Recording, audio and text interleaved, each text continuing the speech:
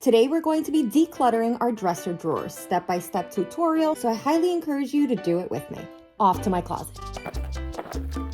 We will be decluttering our dresser drawers one drawer at a time using my system I call DECOM. This system is perfect, easy, and simple for you to be able to successfully declutter any space in your home. So, DECOM stands for declutter, clean, organize, and maintain. Ladies, you have to follow it in that order. A lot of you are trying to organize your clutter. That does not work. We always declutter first, then we clean, then we organize, and then most importantly, and probably the hardest part, we have to ensure that we maintain it. So let's start with our first D. So head over to your dresser, open it up, and take everything out.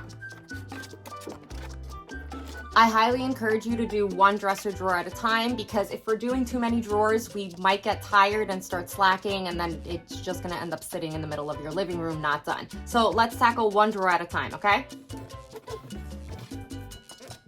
As a rule of thumb, whenever you're decluttering, make sure that you have enough space. So if you're gonna declutter your dresser drawer, you can declutter it on your bed, on your couch. I'm gonna do it on my rug. Yes, my rug is absolutely clean. Whenever I'm decluttering anything, I like to have 4 imaginary piles. I mean, I've been doing this a ton, so for me it's kind of easy to remember what's what, but you should always have 4 piles: sell, toss, donate, and keep. If you have no intention of selling any of your items, then don't have a pile for that. You can have boxes, you can have bags. Again, this will depend on what it is you're decluttering in your space. And then you proceed to essentially go through every single item. And as you're going through your items, ask yourself, has this item been in the laundry in the last 6 months? If the answer is no, you might want to consider getting rid of it. I'm just saying. So you're going to go through every single item, you're going to take a look at it, and you're going to decide whether you're going to keep, toss, sell, or donate. I also want you to be a little mindful when you're going through things and you're kind of deciding on whether or not you're going to keep something. Also consider, are you keeping it because, are you keeping it for your fantasy self, or are you keeping it for your real self?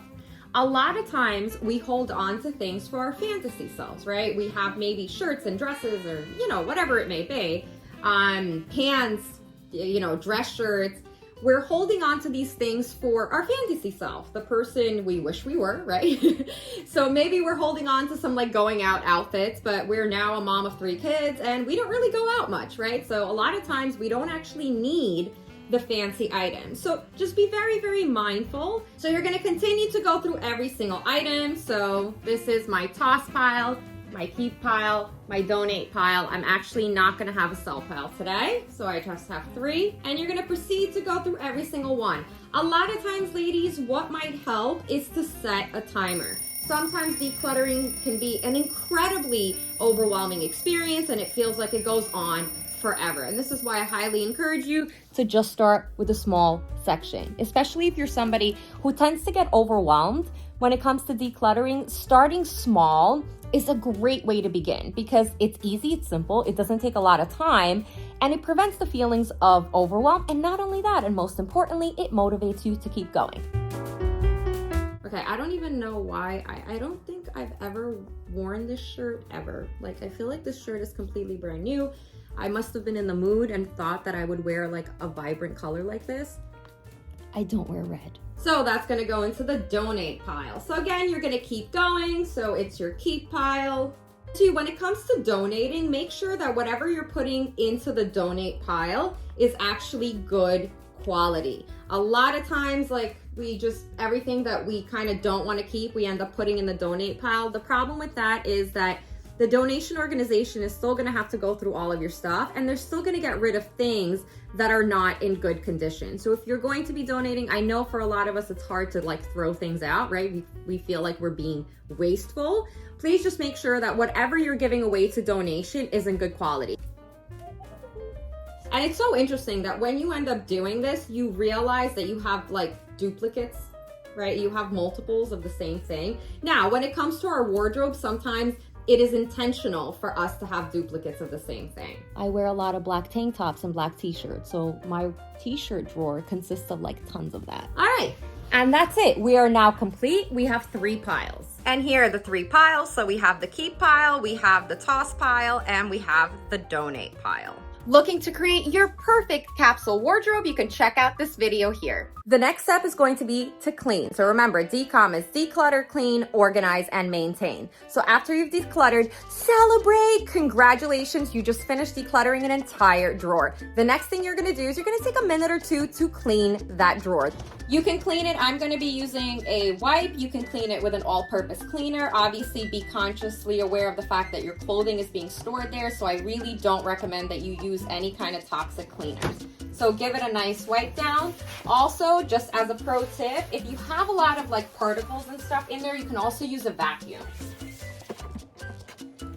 So you're gonna give it a nice clean. I absolutely love decom because it's such a simple way for you to declutter, clean, and organize your space. And you literally can take it and apply it to any area of your home. And now you're ready to put the clothes in. So now, once you're done separating all of your items into piles, grab the pile that's keep. And then what you wanna do is, if you can, right, if this applies, you wanna organize it. So I was decluttering my t-shirt and tank top drawers. So what I'm gonna do now is I'm gonna separate them into categories. So I wear a lot of tank tops, I wear a lot of t-shirts, as well as I have bodysuits. So those are gonna be my 3 categories, and that's something that I'm going to do before I'm gonna put it back into the drawer.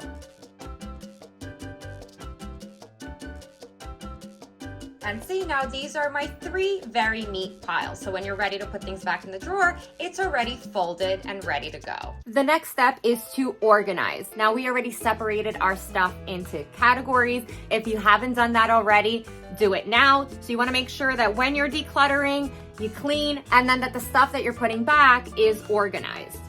So we have our t-shirts, that goes in.